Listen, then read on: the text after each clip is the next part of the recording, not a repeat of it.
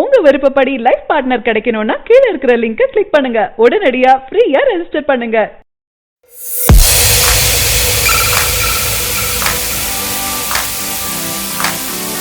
தளபதி விஜய் தற்சமயம் அட்லியின் இயக்கத்தில் நடித்து வரும் தளபதி 63 படத்தை வருகின்ற தீபாவளிக்கு உலகம் முழுவதும் வெளியிட திட்டமிட்டிருக்காங்க. படத்தை தயாரிக்கும் ஏஜிஎஸ் நிறுவனம். கால்பந்து விளையாட்டை மைய கருத்தாக கொண்டு உருவாகி வரும் இந்த படத்தில் நயன்தாரா கதாநாயகியாக நடிச்சிட்டு வராங்க. படத்தின் படப்பிடிப்பு பிரம்மாண்ட கால்பந்து ஸ்டேடியம் செட்கள் போடப்பட்டு சென்னையின் சுற்று வட்டார பகுதிகளில் படமாக்கப்பட்டு வருது. சென்னை சூப்பர் கிங்ஸ் மற்றும் கொல்கத்தா நைட் ரைடர்ஸ் அணிகள் மோதிய IPL போட்டியின் போது ஸ்டேடியத்தில் இயக்குனர் அட்லி பாலிவுட் நடிகர் ஷாருக் கான் அமர்ந்திருந்தாரு. அதை பார்த்த போதே விஜய் ரசிகர்களுக்கு லைட்டா சந்தேகம் வந்தது. தளபதி 63 படத்தில் ஷாருக் கான் கௌரவ தோற்றத்தில் நடிக்கக்கூடும் என்று கிசுகிசுக்கப்படுது. இந்நிலையில் ஸ்டேடியத்தில் அட்லியை ஷாருக் கான் அருகே பார்த்த விஜய் ரசிகர்களுக்கு சந்தேகம் ஏற்பட்டது. IPL போட்டி முடிந்த பிறகு ஷாருக் கான் அட்லியின் அலுவலகத்திற்கு சென்றிருக்காரு. அவர் அங்கிருந்து கிளம்பிய போது எடுக்கப்பட்ட புகைப்படங்கள் வெளியாகி இருக்கு. இதை பார்த்த விஜய் ரசிகர்கள் ஒரு முடிவுக்கு வந்திருக்காங்க.